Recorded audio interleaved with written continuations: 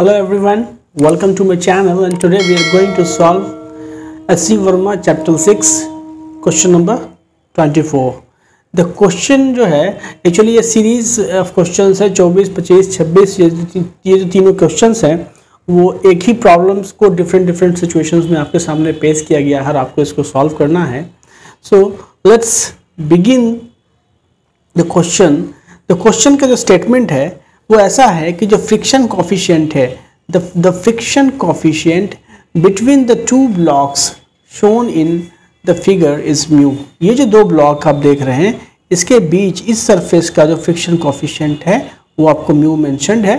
सवाल कह रहा है कि what maximum horizontal force F can be applied without disturbing the equilibrium of A system. तो सबसे पहली बात याद रखिए कि जो इक्विलिब्रियम होता है इक्विलिब्रियम ऑफ सिस्टम की जब बात की जाती है तो उसके केस में क्या होता है कि जो नेट फोर्स होता है मतलब जो रिजल्टेंट फोर्स जो काम एक्ट होता है F net this should be equal to 0, तभी वो सिस्टम जो है सो इक्विलिब्रियम में मानी जाती है. मतलब कि फोर्सेस जो है सो काउंटर बैलेंस होगी. इसको आप ये भी कह सकते हो कि जो resultant of the forces along x axis जो होगा this should be equal to 0, ठीक है, और resultant of forces along y axis this should be equal to 0. उस तरह से जेड एक्सिस के अलोंग में 0 होगा. यहाँ फिलहाल दो ही डायमेंशंस में मोशन होगा एक्स और वाई, उसी की बात की जा रही है.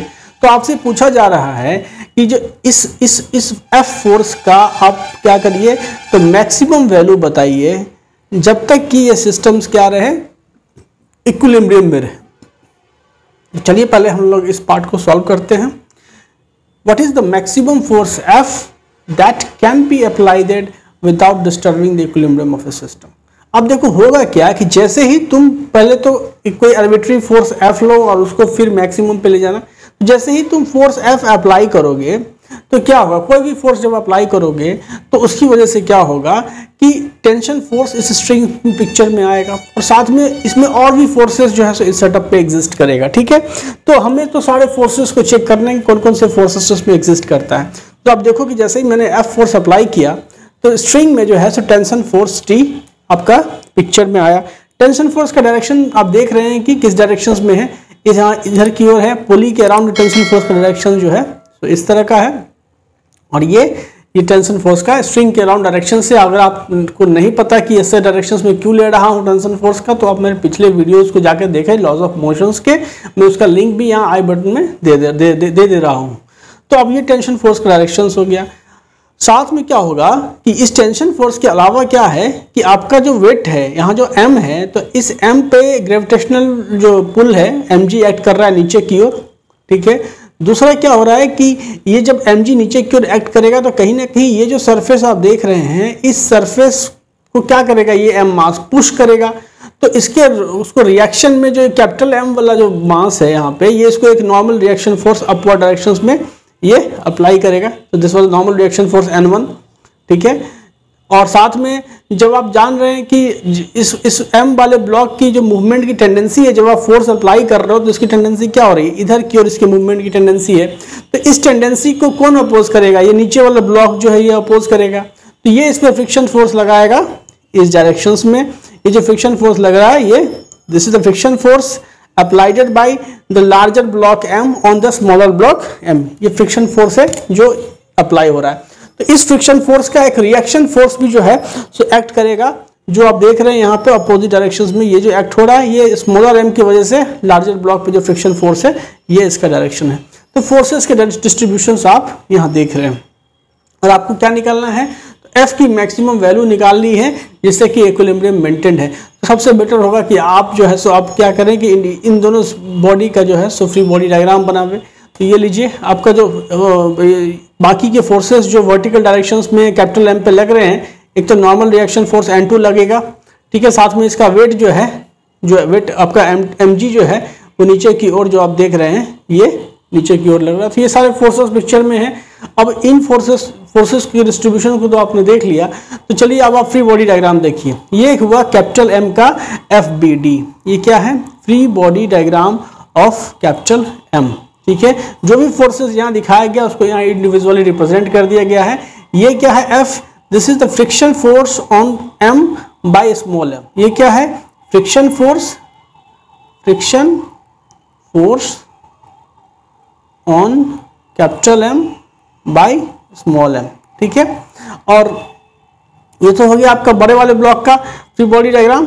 अब ये रहा आपका छोटे वाले ब्लॉक का free body diagram, F B D of कैचेस स्मॉल m। दोनों का बड़ी क्लियर कट है। फोर्सेस मैंने समझा दिया कि फोर्सेस का डायरेक्शन क्या क्या है। तो इसमें क्या करना है कि चूंकि सिस्टम इक्विलिब्रियम में है, ठीक है, क्या है कि without disturbing the equilibrium of A system अगर इक्विलिब्रियम में है तो सिस्टम पर लगने वाला नेट फोर्स क्या होगा? तो काउंटर बैलेंस होगा, ठीक है। साथ में आपको मैक्सिमम वैल्यू पूछ रहा है, तो मैक्सिमम वैल्यू डिपेंड करेगा किस पे? वो तब मैक्सिमम वैल्यू एफ का तब अचीव होगा जब यहाँ लगने वाला फ्रिक्शन फोर्स जो है वो अपने लिमिटिंग वैल्यू को अचीव करेगा, मतलब एफ एल। ये लिमिटिंग वैल्यू, लिमिटिंग फ्रिक्शन है, ठीक है, लिमिटिंग फ्रिक्शन है। तो क्योंकि आपको पता है कि जो फ्रिक्शन फोर्स एफ लग रहा है इसकी वैल्यू कहाँ से कहाँ तक वेरी कर सकती है, तो इसकी वैल्यू लेसर इक्वल टू जो है सो लिमिटिंग फ्रिक्शन एफ एल के बराबर होगी, ठीक है। तो इसका मैक्सिमम वैल्यू, जो कि मैक्सिमम फोर्स में हम इंटरेस्टेड है, we are interested in the maximum value of F, ठीक है। इसीलिए हम यहाँ पे फ्रिक्शन फोर्स का यहाँ पे क्या ले रहे हैं? मैक्सिमम वैल्यू को ले रहे हैं, जो कि क्या है? एफ एल क्या है? This is the maximum value of friction, this is the maximum friction, ठीक है। जब आप फ्री बॉडी डायग्राम, जब आप उसको फोर्सेस को इक्वेट करोगे हॉरिजॉन्टल और वर्टिकल डायरेक्शंस में, तो फ्रॉम आप क्या लिखोगे? Applying NML. तो वर्टिकल डायरेक्शन में जब अप्लाई करोगे तो देखो वर्टिकल डायरेक्शन में एक फोर्स mg नीचे है और नॉर्मल डायरेक्शन फोर्स अपवर्ड ये एक्ट कर रहा है n1। तुम लिख सकते हो क्लियरली कि mg is equal to n1, ठीक है। ये हो गया इक्वेशन। सपोज करो 1 का ये a मान लो, ठीक है। और दूसरा चीज जो है तो हॉरिजॉन्टल डायरेक्शन में फोर्स को इक्वेट करोगे, क्योंकि बराबर होंगे तभी तो वो रिजल्टेंट जीरो होगा। तो ये रहा एफ मैक्स, जो मैक्सिमम फोर्स आपने अप्लाई किया ये, और this force should be equal to जो इस डायरेक्शन में टेंशन फोर्स लग रहा है T, ठीक है, और प्लस जो फ्रिक्शन फोर्स का मैक्सिमम वैल्यू है FL, और आपको पता है कि FL की मैक्सिमम वैल्यू क्या हो जाएगी? तो म्यू इंटू यहाँ पे नॉर्मल रिएक्शन फोर्स जो पिक्चर में है N1। तो यहाँ से लिखा कि T प्लस यहाँ से म्यू इंटू यहाँ पे जो N1 है, ये हो गया इक्वेशन 1A, ठीक है। ये हो गया इक्वेशन 1B, ठीक है। 1A 1B मैंने मतलब स्मॉल मास के लिए जो है कंसिडर किया है। उसी तरह से हम लोग इस पे न्यूटन्स लॉज ऑफ मोशन लगाएंगे हॉरिजॉन्टल एंड वर्टिकल डायरेक्शंस में। तो आप क्लियरली लिख सकते हो कैचेस की जो नीचे के फोर्सेस क्या है? N1 है और mg है, और ऊपर के फोर्सेस N2 है। तो आप लिख सकते हो यहाँ से कि N2 जो है this N2 should be equal to कैचेस तो N1 प्लस mg, और N1 की वैल्यू ऑब्वियसली यहाँ पे है mg। तो ये वैल्यू जब आप डालोगे तो ये क्या हो जाएगा? m plus capital M into यहाँ से g आ गया, दिस इज N2।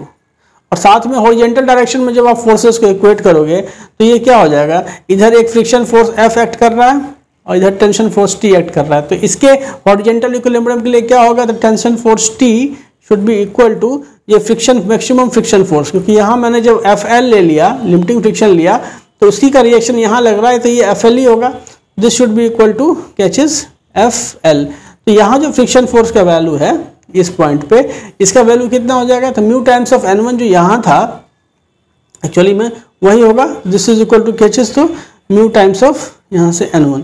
तो टेंशन फोर्स T की वैल्यू आपको निकल गई। आप इसको यहाँ पे ले लो तो ट्वाइस ऑफ इक्वेशन ये A हो गया और ये ट्वाइस ऑफ B हो गया। तो ये जो आपका इक्वेशन है, ये इक्वेशन आपका ज़्यादा रेलिवेंस नहीं रखता, कोई रेलिवेंस ज़्यादा इसका नहीं है। क्यों नहीं है? क्योंकि आपको अज्यूम किया गया है कि ये जो सरफेस है, ठीक है, ये क्या है? फ्रिक्शनल लेस है, ठीक है। अगर ये सरफेस फ्रिक्शनल लेस नहीं रहता तो फिर इस N2 का इस्तेमाल होता नीचे फ्रिक्शन फोर्स को, नीचे के सरफेस के द्वारा फ्रिक्शन फोर्स लगाने में। तो ये इक्वेशन ज़्यादा रेलिवेंस नहीं रखता है। यहाँ पर T की वैल्यू आ गई म्यू टाइम्स ऑफ N1, तो ये वैल्यू आप सीधे निकाल करके इस वाले F में डालोगे तो F की वैल्यू क्या आ जाएगी? Twice of mu times of N1, और N1 की वैल्यू mg है, तो तुम लिख सकते हो twice mu mg, and this would be the maximum force, this is the maximum force. F max की वैल्यू क्या आ गई? Twice mu mg। This is the maximum force which can be applied on this small m without disturbing the equilibrium of the system. So ये आ गया आपका सवाल का जवाब। अब दूसरे स्लाइड में क्या कह रहा है कि सपोज करिए कि जो फोर्स आप अप्लाई कर रहे थे उसको आपने क्या कर दिया, दोगुना कर दिया। You have doubled the force you have applied. मतलब पहले जो फोर्स अप्लाई कर रहे थे उसकी वैल्यू जो निकली थी क्या चीज, एफ मैक्स जो वैल्यू निकली थी twice of mu m g निकली।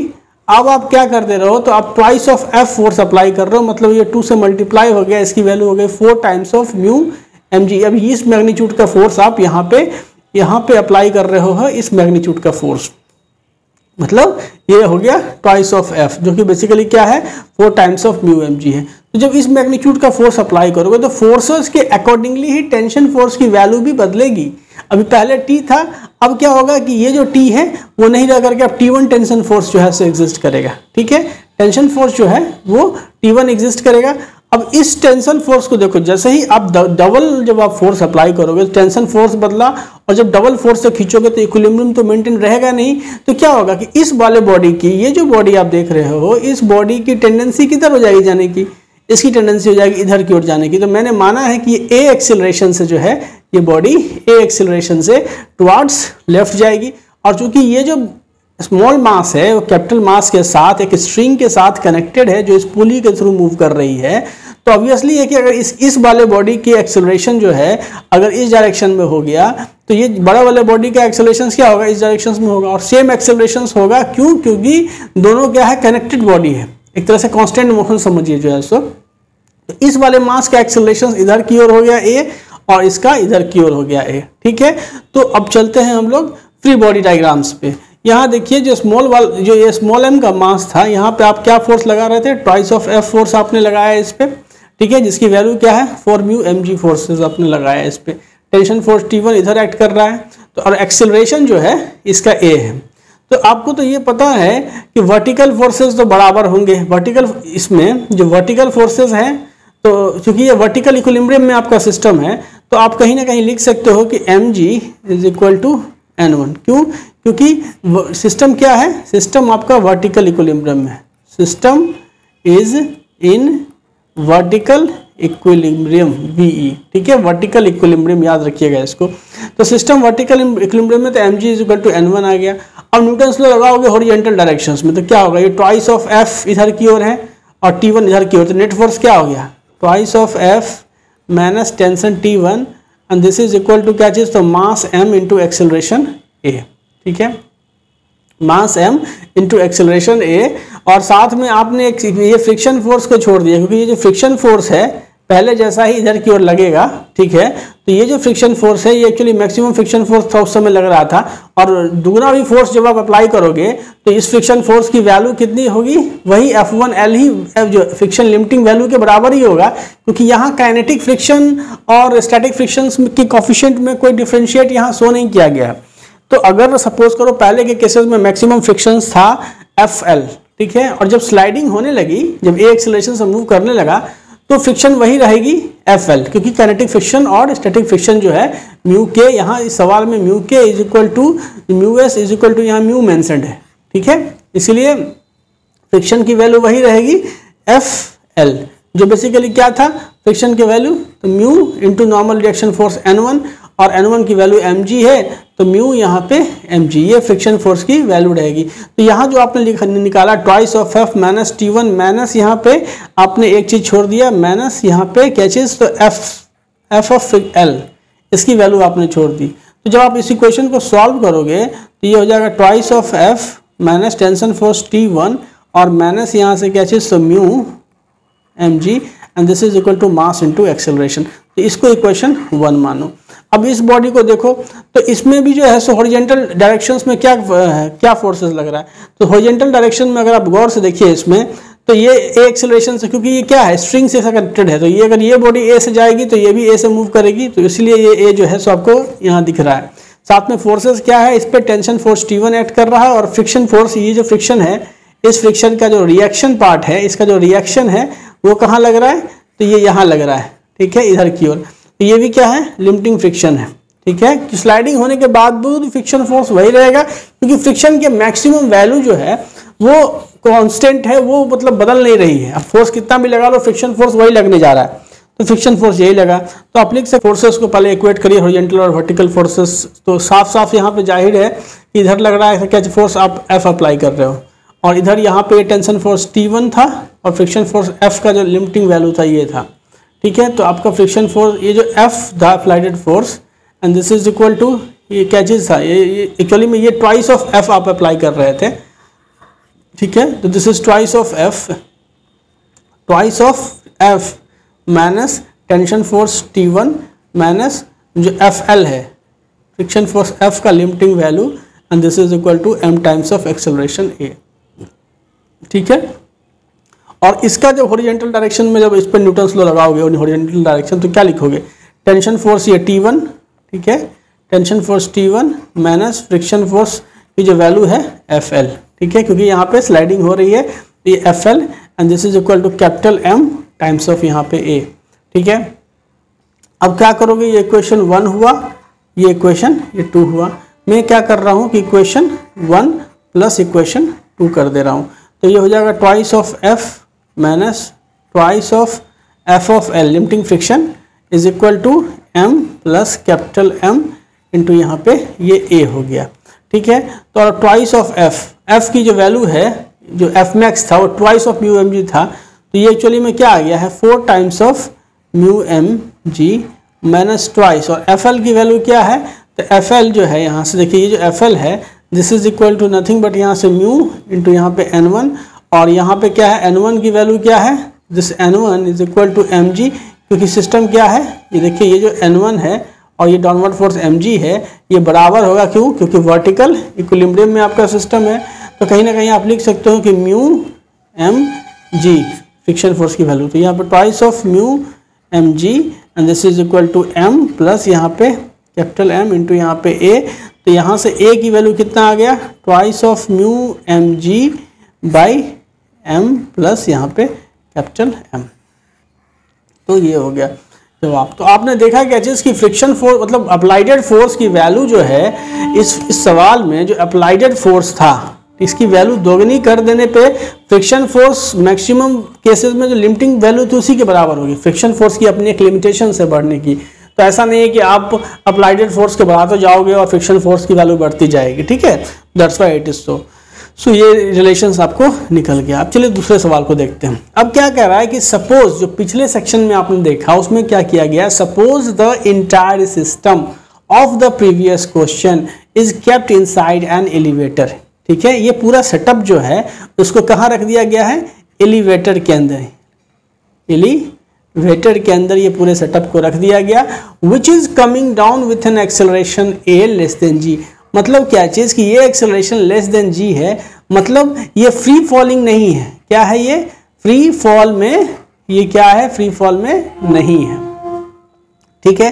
तो ऐसे सवालों को जब आपका सिस्टम क्या हो गया, अब एक्सेलेरेटर में जब डाल दिया गया, एलिवेटर में जब डाल दिया गया और वो नीचे की ओर आ रहा है, तो नीचे की ओर आने की वजह से केवल वही फोर्सेस इन्फ्लुएंस होंगे जो वर्टिकल डायरेक्शंस में लग रहे थे, और उसके इन्फ्लुएंस होने की वजह से क्या होगा कि आपका फ्रिक्शन फोर्स जो होगा वो चेंज कर जाएगा। तो सवाल कैसे इन्फ्लुएंस होगा उसका अगर आपको एनालिसिस करना है, तो पहले के केसेस में क्या था कि आपका ऑब्जर्वर ग्राउंड पे रह करके चीज़ों को मॉनिटर कर रहा था। मैं अब चाहूँगा क्या चीज़ कि ये जो हमारा ऑब्जर्वर है इस केस के लिए इसको जो है सो अब वो जाकर के एलिवेटर में बैठ के ऑब्जर्व करे, क्योंकि एलिवेटर में फिर वो चीज़ उसके लिए उसके रिस्पेक्ट में रेस्ट में आ जाएगी, तो चीज़ें फिर पहले जैसी ही हो जाएगी। लेकिन अगर ये जो ऑब्जर्वर है ये उठ करके ये एलिवेटर के अंदर जाके बैठ जाए, ठीक है, इफ दिस पर्सन इसमें जाकर के अगर वो बैठ जाता है, ठीक है, तो ऐसे केसेस में क्या होगा कि इसमें बैठ करके अगर ये ऑब्जर्वर एनालाइज करेगा इस पूरे सेटअप को, तो उसको क्या है क्योंकि वो एक एक्सेलरेटेड फ्रेम में बैठ गया जाकर के, ये क्या है, ये है एक्सेलरेटेड फ्रेम, ठीक है। और एक्सेलरेटेड फ्रेम में अगर आपको न्यूटन्स लॉज ऑफ मोशंस लगाने हैं तो आपको क्या कंसीडर करना पड़ेगा, स्यूडो फोर्स लगाने पड़ेंगे। और स्यूडो फोर्स क्या होता है, वो हर उस मासेस पे लगेगा, ठीक है, हर उस मासेस पे लगेगा जो आपके सिस्टम का हिस्सा है। और सूडो फोर्स क्या होगा, ऐसे मान लो m मास है, ये मेरा सिस्टम का पार्ट था, इस पे सूडो फोर्स क्या लगेगा, तो अपोजिट डायरेक्शन में लगेगा। जिस डायरेक्शन में हमारा फ्रेम ऑफ रेफरेंस मोशन में है, चूंकि ये नीचे मोशन में है, तो इस पे सूडो फोर्स ऊपर की ओर लगेगा और उसका मैग्नीट्यूड क्या होगा, तो mass of this body m और acceleration of the frame of reference a ऊपर की ओर। सिमिलरली जैसे कैपिटल M है, उस पर सूडो फोर्स कैसा लगेगा, ऊपर की ओर लगेगा, उसमें हो जाएगा कैपिटल M इंटू ए। तो ये प्राइस जो है सो पे करना पड़ेगा। अगर आप इसमें बैठ करके इस सिस्टम को एनालाइज करते हो, नॉन इनर्शियल फ्रेम में बैठ करके सिस्टम को एनालाइज करते हो, तो सूडो फोर्सेस आपको एक्स्ट्रा लगाने पड़ेंगे। तो ये जो पुराना वाला फ्री बॉडी डायग्राम था जिसमें सूडो फोर्स नहीं था, ये फ्रिक्शन फोर्स था, ठीक है, और इसका रिएक्शन फ्रिक्शन फोर्स यहाँ था, साथ में ये जो N1 क्या है, जो नॉर्मल रिएक्शन फोर्स ये बड़ा वाला ब्लॉक इस पे अप्लाई करता है, ये N1 है, वेट mg है, ये सब था। लेकिन अब जैसे ही ये बैठ गया सूडो फोर्स में, मतलब एक नॉन इनर्शियल फ्रेम में आके बैठ गया, ठीक है, तो उस केसेस में सूडो फोर्स लगाने पड़ेंगे। तो सूडो फोर्स जो है तो दोनों ऑब्जेक्ट पे इस तरह से काम करेगा। यहाँ देखिए ये ma और ma क्या है, एक्चुअली में these are the pseudo force, ठीक है। अब बस सूडो फोर्स आपने लगा दिया, अब आपको क्या करना है, तो आपको निकालना है क्या चीज, रिपीट द पार्ट ए, मतलब कि find the maximum value of the force F। इस F का मैक्सिमम वैल्यू अब आप निकालिए, ठीक है। जब अंटिल क्या क्या चीज का इक्विलिब्रियम जो है सो मतलब ये इक्विलिब्रियम में बना रहे, उसके लिए F मैक्स की वैल्यू निकालना है। पार्ट ए तो यही था ना कि find the maximum value of the force F so that the systems remains in equilibrium. और दूसरा सवाल क्या था कि जब आप दुगने फोर्स से, जो दुगने twice of F max force से जब आप लगाओगे तो किस एक्सेलरेशन से मूव कर रहा था। यही दो सवाल थे इसके। तो ऐसे सवालों को जो है सो बस आपने फ्री बॉडी डायग्राम लगाया, अब आप आराम से इसको सॉल्व कर सकते हैं। कैसे, तो उसके लिए चलिए हम लोग यहाँ देखते हैं, ठीक है। पहला सवाल सॉल्व करते हैं, ठीक है। आपने यहाँ मैक्सिमम फोर्स लगा दिया, आपको यही फोर्स निकालना है F मैक्स, ठीक है। फिलहाल आप ये मानते हैं this is equal to F। तो जब आप मैक्सिमम फोर्स निकालोगे तो मैक्सिमम फोर्स के वक्त में यहाँ पे मैक्सिमम तभी होगा जब यहाँ पे लिमिटिंग फ्रिक्शन फोर्स एक्ट करेगा। सो ये जो फ्रिक्शन फोर्स है एक्चुअली में क्या है, दिस इज FL, जो कि क्या हो जाता है, तो mu into normal reaction force जो यहाँ इस पे एक्ट कर रहा है N1, यहाँ ये तो म्यू इंटू N1। और आपको पता है कि ये सिस्टम क्या है, तो वर्टिकल इक्विलिब्रियम में है। तो वर्टिकल इक्विलिब्रियम में ये सिस्टम है, जिसकी वजह से आप इसको लिख सकते हो कि mg जो वर्टिकल फोर्सेस हैं वो बराबर हो जाएंगे, काउंटर बैलेंस हो जाएंगे। तो mg is equal to N1, और इसलिए N1 की वैल्यू जब आप डालोगे यहाँ से तो म्यू mg, ये फ्रिक्शन फोर्स हुआ करता था। ये पहले के केसेस थे। लेकिन जब आप यहाँ पे एक सूडो फोर्स पिक्चर में ले आते हो, and this is mass into acceleration a, ठीक है। आपने जब यहाँ पे सूडो फोर्स पिक्चर में ले आया, मास इनटू एक्सेलरेशन a, और यहाँ भी एक सूडो फोर्स जो है सो पिक्चर में आएगा, कैपिटल M इंटू यहाँ पे a, ये सूडो फोर्स पिक्चर में आया। तो देखिए सबसे पहले जो यहाँ जो सूडो फोर्स पिक्चर में आया, उसकी वजह से क्या होगा कि अब फ्रिक्शन फोर्स की वैल्यू बदल जाएगी। क्यों, क्योंकि अब क्या है कि जब आप फोर्सेस को इक्वेट करोगे तो क्या हो जाएगा, this is mg is equal to normal reaction force N1 और प्लस यहाँ पे ma। तो यहाँ से क्या निकलेगा, तुमको N1 की वैल्यू कितनी निकलेगी, ये निकलेगी m इंटू यहाँ पे g माइनस a। और ये N1 की वैल्यू अगर ये आ गई तो जब इसमें डालोगे तो ये म्यू m यहाँ पे g माइनस a, ये फ्रिक्शन फोर्स की वैल्यू हो जाएगी। अब जब ये फ्रिक्शन फोर्स की वैल्यू हो गई तो इक्विलिब्रियम वाला सवाल जो है, ठीक है, क्या चीज, तो मैक्सिमम फोर्स, ठीक है, फाइंड, पहला सवाल था कि find the maximum force F for which the systems remains in equilibrium. The system remains in equilibrium.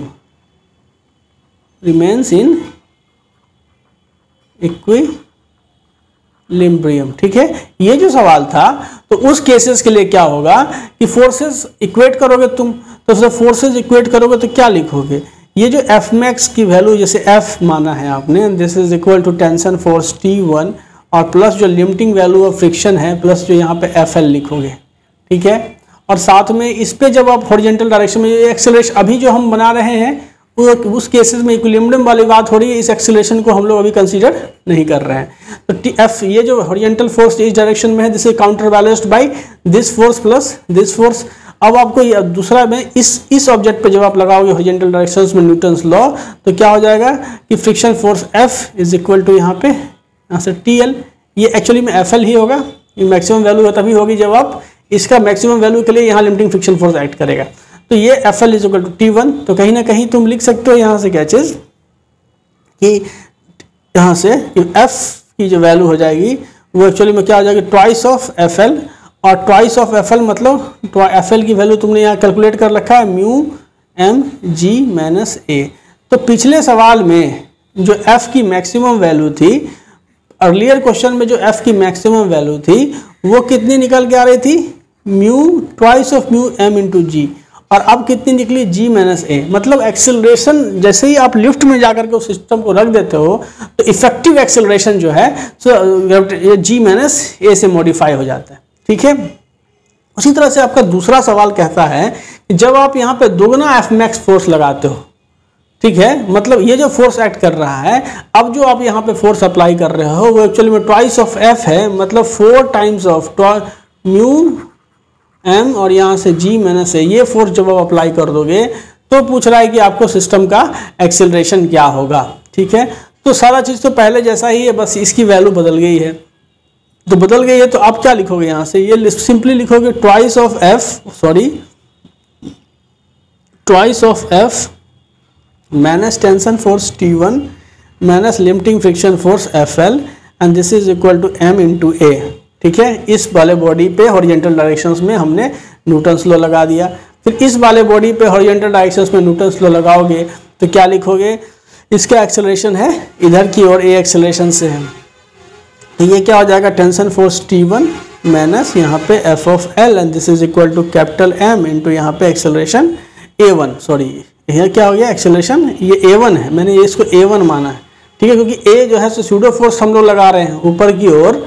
ठीक है, यहाँ ऊपर की ओर हम लोग क्या लगा रहे थे, ये जो M इंटू जो, क्योंकि लिफ्ट में नीचे की ओर आ रहा था इसलिए pseudo force M into A ऊपर की ओर लगा रहे हैं। यहाँ पे भी pseudo force capital M into A ऊपर की ओर लगा रहे हैं। ठीक है, तो इसलिए हमने जो ये माना है एक्सेलरेशन, ये एक्चुअली A1 एक्सेलरेशन की मैं बात करूँ, this is A1, this is also A1। तो जब ये आपका A1 हो जाएगा तो उस केसेस में क्या होगा कि जब आप इक्वेशन को ऐड करो, ये इक्वेशन 1 और ये सपोज करो 2 है, तो जब आप 1 प्लस यहाँ पे 2 करोगे तो ये आपको आ जाएगा ट्वाइस ऑफ F माइनस यहाँ से twice of FL is equal to M plus capital M into यहाँ पे A। तो ट्वाइस ऑफ F की वैल्यू यहाँ पे आ गई ना, 4 म्यू एम जी माइनस ए।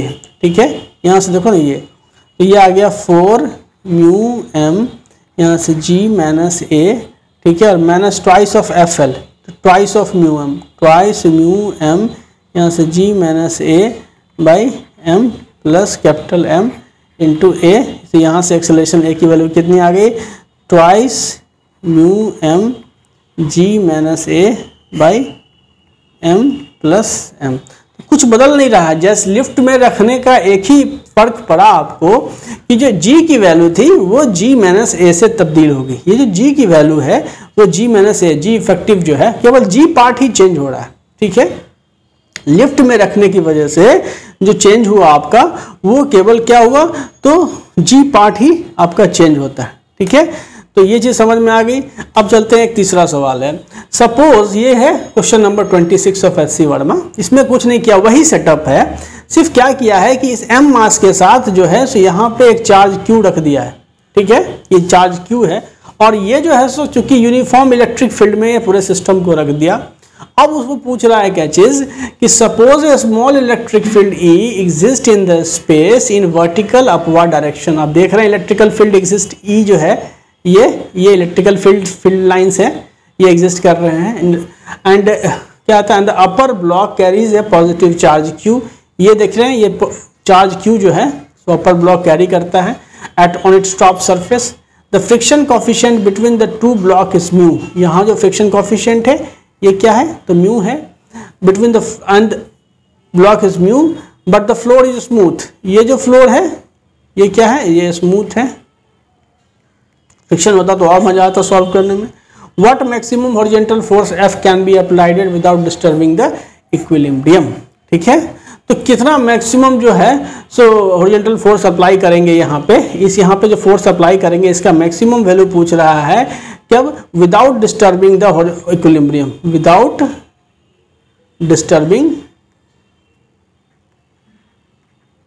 Disturbing equilibrium. ठीक है, तो ऐसे केसेस में क्या है कि आप एक चीज इसमें कुछ बदला नहीं, एक ही चीज बदला कि यहाँ जो Q चार्ज है और ये M मास के साथ अटैच है, तो इस Q चार्ज के पे एक फोर्स लग जाएगा ऊपर की ओर Q टाइम्स ऑफ E, ये एक एडिशनल फोर्स पिक्चर में आ गया। अब ये जो फोर्स है, चूंकि ये Q चार्ज M मास के साथ अटैच्ड है, इसीलिए ये फोर्स एक्चुअली में M मास पे ही लगा।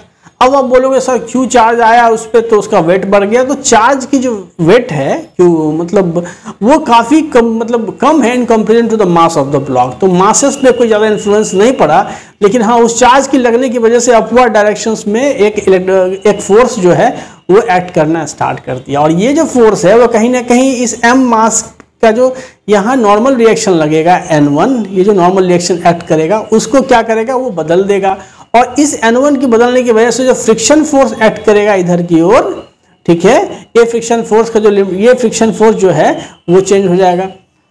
चलिए देखते हैं इसको। ये रहा मेरा फ्री बॉडी डायग्राम, ठीक है, जो पुराने वाला फ्री बॉडी डायग्राम के ही बराबर है। इसमें मैंने इलेक्ट्रिकल फील्ड लाइंस की वजह से जो चार्ज पे फोर्स लगा उसको कंसीडर नहीं किया हूँ। सिंपल सा है, ये फोर्स आपने इधर की ओर लगाया तो टेंशन फोर्स स्ट्रिंग में T इधर की ओर एक्ट करेगा, इसमें टेंशन फोर्स T इधर की ओर एक्ट करेगा। साथ में जब आप इधर की ओर फोर्स लगा रहे हो तो इस ब्लॉक की टेंडेंसी क्या हो गई, इसकी टेंडेंसी हो गई इधर की ओर जाने की, इसलिए फ्रिक्शन फोर्स इसमें इधर की ओर लगा, तो ये रहा आपका फ्रिक्शन फोर्स। और चूंकि आप इसके मैक्सिमम वैल्यू में इंटरेस्टेड हो, इसलिए यहाँ पे फ्रिक्शन फोर्स की मैक्सिमम वैल्यू क्या हो जाएगी, FL, this is a limiting value यहाँ कंसिडर करोगे। ठीक है, और आप बताओ यहाँ से क्या चीज़ की इस पे जो नॉर्मल रिएक्शन फोर्स अपने माना N1 ऐड कर रहा है और साथ में वेट mg नीचे की ओर mg वेट काम कर रहा है। अब ये जो चार्ज है एक्चुअली में क्या है, ये इलेक्ट्रिकल फील्ड लाइंस के अंदर में है, तो इस पे एक फोर्स लगा and this force is called, this force, ये जो फोर्स है एक्चुअली में ये फोर्स क्या कहलाया, Q times of E force कहलाया। अपवर्ड डायरेक्शंस में Q times of E force लगा। अब बताओ इस इलेक्ट्रिकल फील्ड लाइंस की वजह से क्या कैपिटल M के पे कोई फोर्स एग्जिस्ट करेगा वर्टिकल डायरेक्शन में, क्योंकि उस पर कोई चार्ज है ही नहीं तो उस पर कोई फोर्स एग्जिस्ट नहीं करेगा। मतलब इसके फ्री बॉडी डायग्राम्स में कोई चेंजेस आपको नहीं दिखेंगे, जो फोर्सेस पहले लग रहे थे वही फोर्सेस अब लग रहे हैं। ठीक है, अब जब आप दोनों का फ्री बॉडी डायग्राम बना लिए तो अंतर क्या आया, केवल ये Q इंटू E फोर्स आया पिक्चर में डिफरेंस। तो देखिए यहाँ जो Q इंटू E फोर्स आया ये एक्चुअली में क्या कर रहा है, अगर आप देखें तो चूंकि आपका सिस्टम क्या है, आपका जो सिस्टम है ये क्या है, ये वर्टिकली इक्विलिब्रियम में है, वर्टिकल इक्विलिब्रियम में है। ठीक है, और इस वर्टिकल इक्विलिब्रियम में होने की वजह से फोर्सेस बराबर हो जाएंगे। तो देखिए एक तो फोर्सेस जो अपवर्ड डायरेक्शन में लग रहा है वो Q इंटू E लग रहा है, साथ में N1 लग रहा है, और ये बराबर हो जाएगा mg के। तो आप लिख सकते हो कि mg is equal to Q times of E प्लस यहाँ से N1। तो यहाँ से ऐसा करके तुमने निकाला कि नॉर्मल रिएक्शन फोर्स जो N1 है this is mg minus Q times of E।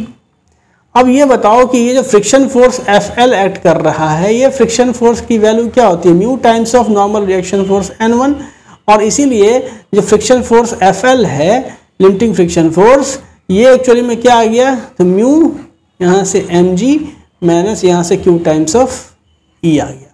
अब देखो यहाँ इक्विलिब्रियम हॉरिजॉन्टल इक्विलिब्रियम में है, क्योंकि as the system is in horizontal equilibrium, क्या है, हॉरिजॉन्टल इक्विलिब्रियम में है, तो फोर्सेस काउंटर बैलेंस करेंगे अपोजिट डायरेक्शन में। तो ये रहा force F and this is equal to T1 plus limiting friction force FL। और उसी तरह से आप इस बॉडी पर भी जो है, तो जो आप क्या करोगे कि फोर्सेस हॉरिजॉन्टल इक्विलिब्रियम में है, तो इसका क्या हो जाएगा, तो इसका हो जाएगा टेंशन फोर्स T1, ठीक है, यहाँ tension force T1 and this is equal to friction force, ये जो है FL है, maximum value of friction, this is equal to FL। तो इसीलिए आप लिख सकते हो यहाँ से क्या चीज़ की जो F हो गया वो ट्वाइस ऑफ FL हो गया, और ये लिमिटिंग फ्रिक्शन फोर्स, इसलिए ट्वाइस ऑफ म्यू mg, ठीक है, mg minus Q times of E, and this would be the force, ठीक है, दैट कैन बी अप्लाइडेड, ठीक है, this is the force that can be applied in this case, जो कि क्या होगा, the maximum force F which can be applied without disturbing the equilibrium. क्या हुआ, तो ये इसकी वैल्यू ये आ गई। ठीक है, सवाल तो काफी सिंपल सा था, बस खाली उसमें करना क्या था कि आपको कहीं ना कहीं किसी न किसी तरीके से नॉर्मल रिएक्शन फोर्स को चेंज कर रहा था। जिस सरफेस के बीच में फ्रिक्शन फोर्स एक्ट कर रहा है, उस सरफेस के बीच जो फ्रिक्शन फोर्स तो नॉर्मल रिएक्शंस के प्रोपोर्शनल होता है, तो अगर नॉर्मल रिएक्शन को कोई फोर्स बदल देगा, जैसे लिफ्ट में डाला तो आपका नॉर्मल रिएक्शन फोर्स चेंज हो गया। उसी तरह से जैसे इलेक्ट्रिकल चार्ज की वजह से एक फोर्स अपवर्ड डायरेक्शन में लगने लगा, उसी वजह से नॉर्मल रिएक्शन फोर्स चेंज हो गया और सब्सिक्वेंटली फ्रिक्शन फोर्स चेंज हो गया और आपका सवाल का जवाब चेंज हो गया। तो इन्हीं चीजों को कंसीडर करना था इन सवालों में। Thank you very much.